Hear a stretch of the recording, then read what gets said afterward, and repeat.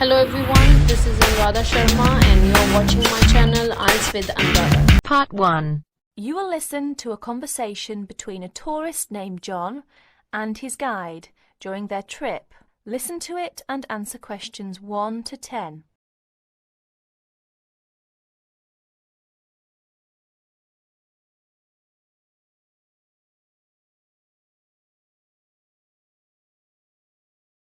It's very quiet here. It's not so quiet. Listen. I see what you mean. Of course there are no cars. No trucks, no motors, no computers, no people. Where are the nearest people? We're about 20 miles from the nearest small town. That's where we're going. How far have we come this morning? Maybe 5 or 6 miles. Our camp last night was just over that hill. That doesn't look so far. Is it really 5 miles over there? It isn't if you walk over the hill, but the river goes around the hill. How long have we been going? About an hour and a half, but we stopped several times while I took pictures. Does this river go beyond the town? Yes, the river runs into a lake. How far is the lake? About 20 miles. The town is on the lake. It's on the other side of the lake, but it's built on the lake. The river runs into the lake, then it runs out the other side of the lake. Do you live in the town? I live near the town. I live beyond the lake about 3 miles. Do you live in the forest? Yes, but I live beside the river too. My brothers and I have houses there. How many brothers do you have? I have 5 brothers and 3 sisters. That's a village. Almost. My sisters don't live there. They are married and live in the city.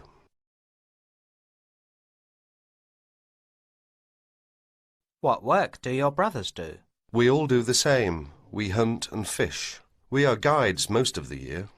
Who do you guide? You mean people who just want to see the wilderness? Many. When I was young, we had only hunters and fishermen. Now we have most people who just want to look. Where do you take them? We hike to the large lakes. We canoe in the rivers. Many people like to visit the waterfalls in the area. We have 6 large falls. Where are they? Not too far. One is near where we camped last night. It's the other way up the river. Can we see some of the falls? Tomorrow, there is one after the town, down the river about 10 miles. We'll see that one. It's on a stream that runs into the river beyond the town. It's very peaceful here. Do you ever get bored? No, I don't. Some people do. I get bored in cities. I used to work in the city. I didn't like it. I came back here. Was this your home? I mean, is this where you were born? No, I was born in the city. I went to school there. My father was like me. He didn't like the city. When my brothers all finished school, the family moved here, beside the lake. My father never went to the city again. What about your mother? Was she bored? We're Indians, you know. She had a lot of friends here. There are a lot of Indians living around here. Across the ridge is an Indian town. My mother likes to go to the city to see her daughters, but she likes it here in the forest. How far is the Indian town? Walking over the ridge, maybe 10 or 12 miles, but we can drive from the lake. How long does it take to drive? Just a few minutes. It's a good road. Can we go there? Why? There's nothing there. I would like to talk to the people. That's what I do. I talk to people and write stories about them. We can go if you want. I would like to. Most people want to see mountains, rivers, trees, wild animals. I like those things too. There's a small river around the next bend. It comes from the mountain. How far is that? Only a mile or so. Are you hungry? We could have lunch there. We didn't bring any lunch. I thought we were going to have lunch in town. We could catch some fish and cook them. It's a good place to fish. That sounds wonderful. It's a beautiful spot. Look up there. Can you see that brown rock above the trees? Yes, it's so beautiful. Can you see a stream in the sun beside the rock? Yes, it looks very, very small from here. It's not very big. That's the beginning of the small river we are going to. It comes down the mountains into the river. It looks very far away. It is. Have you been up there? Of course. Look ahead. You can see the river now. What a beautiful place. Let's definitely stop here to fish for our lunch. Do you enjoy this? I love it. I thought you liked people. I do, but I like being outdoors. I like the mountain, the river, the forest. It's perfect. Do you like what you do? Yes, it's not really work. What do you mean? I do it without pay. It's what I do in my free time. I live outdoors. I fish, I hunt, I go down the river in my canoe. Thanks for a wonderful week. That is the end of part 1. You now have half a minute to check your answers.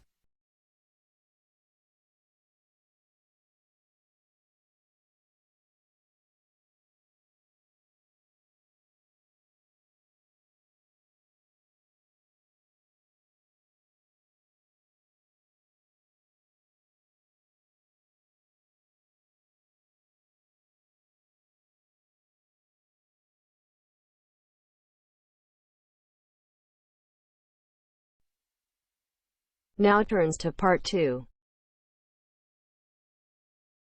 Part 2. You will hear a guide talking about a tourist programme. First, you have some time to look at questions 11 to 14.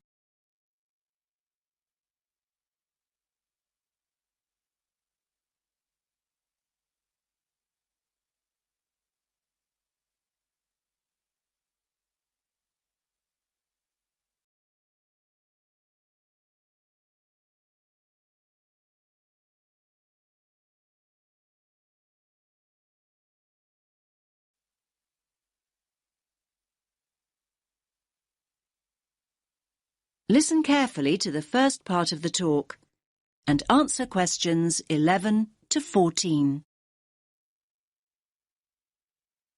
Welcome to all of you.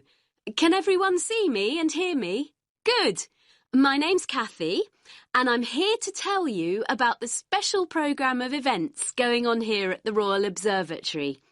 Yes, it's Doors Open Day here in Edinburgh, and we're delighted that you have chosen to make this very special building part of your own Open Doors Day experience.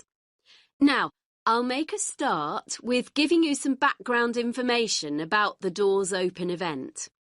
Doors Open takes place every year in September, and the observatory is one of the many buildings, 112 of them in fact, that open their doors to visitors for one weekend. And yes, there's absolutely no charge. It's all completely free. The observatory has been involved in this event for more than 20 years. And every year, we attract more and more visitors, like you, who want to find out more about great buildings in the city. And hopefully, you'll leave with a better understanding of the universe too. OK, now let's run through today's programme of events.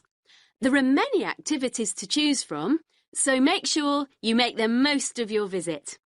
Now, there will be planetarium shows throughout the day.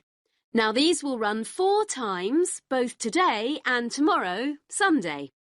These are popular, so please note that we're operating a booking system for these shows. Tickets for the 2 shows we're running this morning, the first showing at 10:30 and the second at 11:30, will be available on a first-come, first-served basis here at the information point. Tickets for the 2 afternoon shows at 2 p.m. and then at 3 p.m. will be released later on at midday. So booking is essential as spaces go very quickly. Now you have some time to look at questions 15 to 20.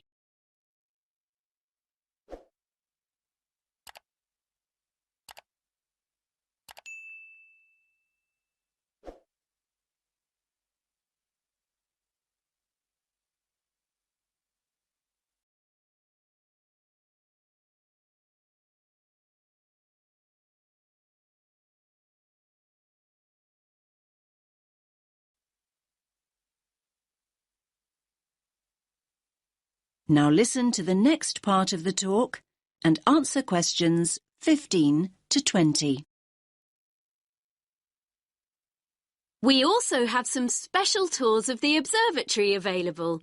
These include a tour of the telescope dome, and visitors will even have the opportunity to get onto the roof. I hope that those of you who are interested are wearing your most comfortable shoes and that you can keep up the pace. It will be worth the effort of climbing all these stairs. You'll have stunning views over the city when you reach the top. Now, for those of you who want to take things at a more leisurely pace, there will be an opportunity to visit the Crawford collection and learn about the instruments that have been built here, and there will also be some items from the collection on view. For those of you who don't already know, the Crawford collection is an astronomical library. And not only that, it ranks as one of the most important astronomical libraries in the world. You are promised a real treat here. And it's great to have so many younger visitors here today. Now, we have a craft workshop for children here in the visitor centre where they can make their very own model of a telescope and colour their very own planet. Please note that all children must be accompanied by an adult. So, as you can see, it's a pretty full timetable and there's a lot going on. Now, any questions?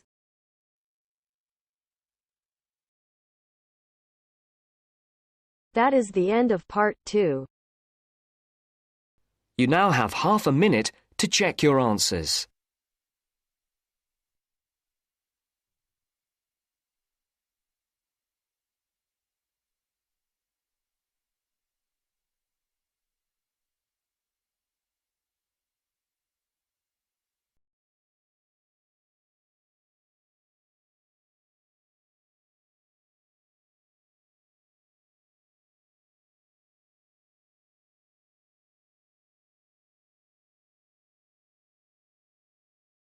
Now turns to part 3. Part 3. You will hear a local radio program giving information about jobs that are available in the area. First read questions 21 to 30.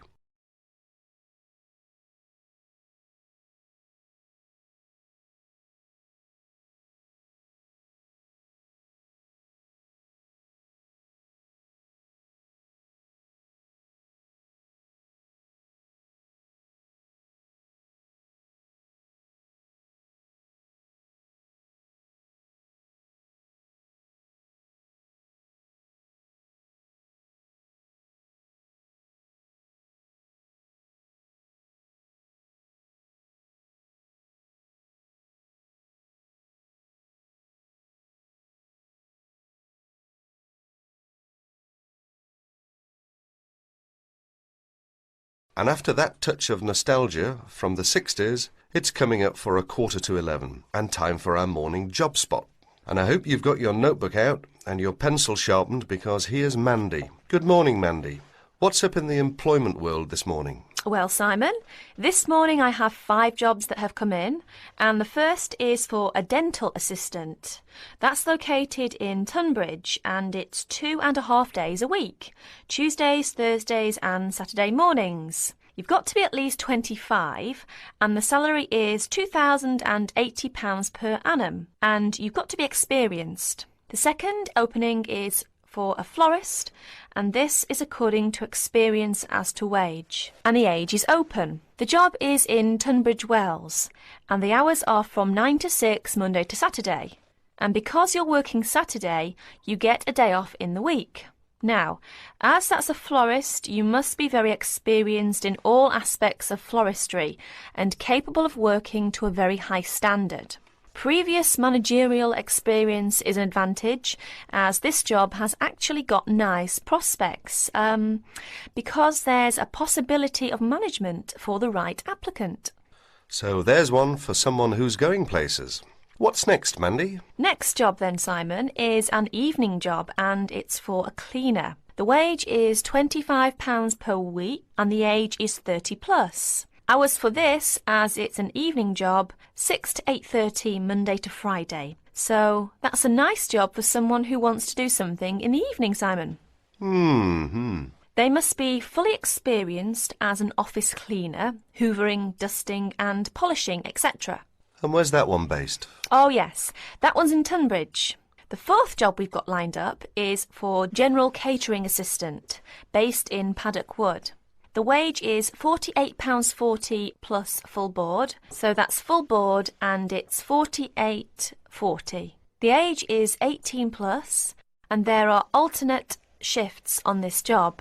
It's 7 a.m. to 3 p.m. and 11:30 to 7:30 p.m. and the job consists of cleaning, washing up the kitchen, as well as serving in the dining room and all sorts of domestic duties. Experience is not necessary. So, for someone who's 18 plus, that's a nice little job there. And here's the punchline: 10 weeks holiday per annum. Oh ho, I might put in for that myself. I can just see you up to your elbows in the washing up, Simon. Last vacancy is for an office job. That's secretary and personal assistant based in Tunbridge. The wage is £4,298 per annum. Now, there's a little bit of detail I must give here. It's part-time to start with, 3 days a week for 3 months. So for the part-time, it's 3/5 of £4,298. And then after 3 months, it goes to a full-time job, 9 to 5. That's for someone 21 plus. And the job consists of work as a secretary cum personal assistant to social workers. You need fairly good shorthand and good typing speeds required. And it's also related to clerical work, answering the phone and reception, etc. And because it's working for social workers, you need a responsible attitude and common sense. So, if you're interested in any of these jobs, get in touch with Tunbridge Job Centre on Tunbridge 55499 and ask for extension 30. And that's it, Simon. Thank you very much indeed, Mandy. By the way, that's your day's work done. You can just sit back now and do absolutely nothing. Wouldn't that be nice, Simon? Haha, if only I could. That is the end of part 3. You now have half a minute to check your answers.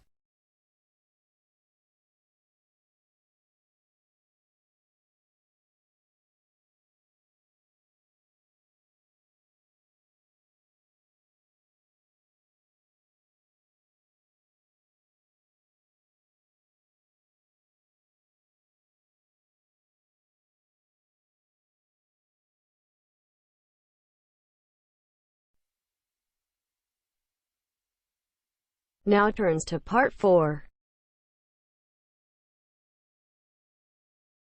Part 4. You will hear part of a lecture about animals. First, you have some time to look at questions 31 to 40.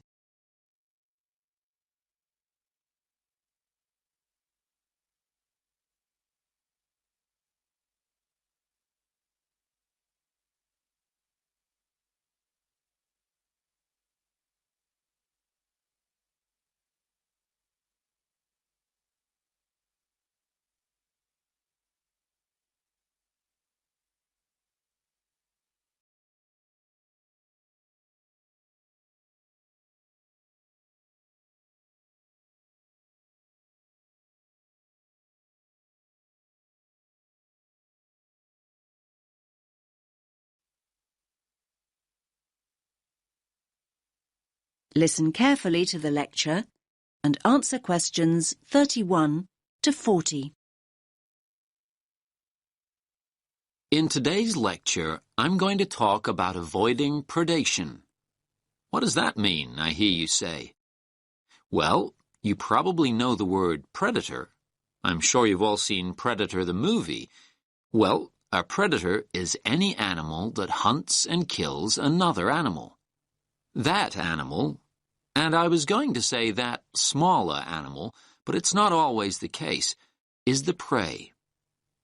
An owl, for example, is a predator, and a mouse is its prey.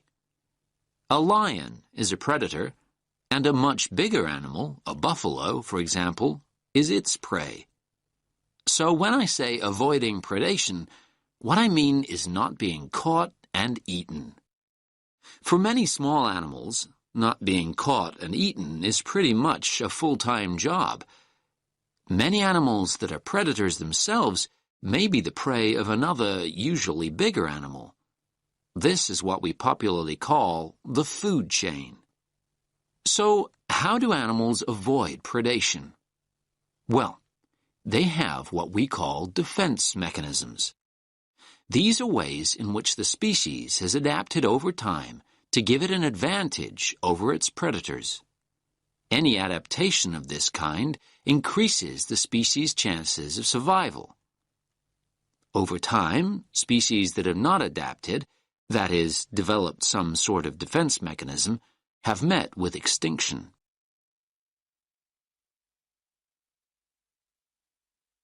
There are various forms of defense. The first is probably very obvious, and that's speed. Predators can't feed on what they can't catch. Running away is a very effective defense mechanism, as some of you can probably remember from primary school. Flight is even more effective.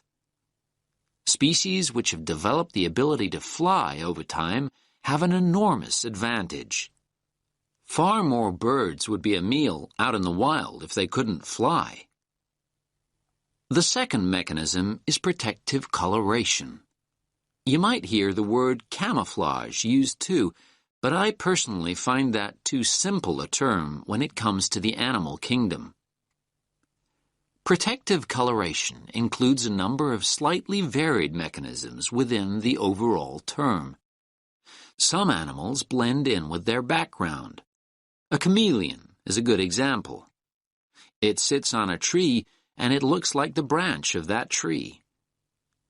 Butterflies have what we think of as beautiful patterns, not to be beautiful, but to confuse and warn off potential assailants. They blend in with the flowers around them, but may also look like something else.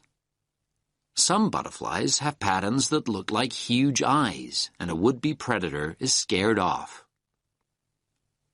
There are all sorts of stories about how the zebra got its stripes, and not many people really know what the stripes are there for. Well, that type of coloration is called dazzle camouflage. A zebra stands out when alone and stationary, but when zebras move rapidly in a herd, their stripes create motion dazzle, a confusing, flickering mass to the eye of a lion or cheetah that might be giving chase. Selecting a target becomes far more difficult. Now, of course, animals are caught. They're frequently caught, but that might not mean the game's up. Some animals make themselves difficult or horrible to eat. Hedgehogs have sharp spines that deter a predator from tucking in even when it's captured its prey. The predator is very likely to give up when a spine gouges an eye or gets lodged in its throat. Numerous species of creature, turtles or snails for example, have developed a tough outer shell that makes it almost impossible to devour. One of my favorite creatures is the skunk, which emits a repulsive smell on being cornered, enough to send any attacker herring back into the undergrowth. In a similar way, some sea-dwelling mollusks can emit an ink cloud that fills the surrounding water, concealing it from a predatory fish that may be circling. There are frogs that go one step further. They're so poisonous that even if a predator does try and eat them, it'll probably keel over and drop dead first. Now, you'll probably be surprised, but I'm going to go on to talk about plants. Yes, many plants have defense mechanisms in exactly the same way as animals. You've probably all been stung by a nettle at some time.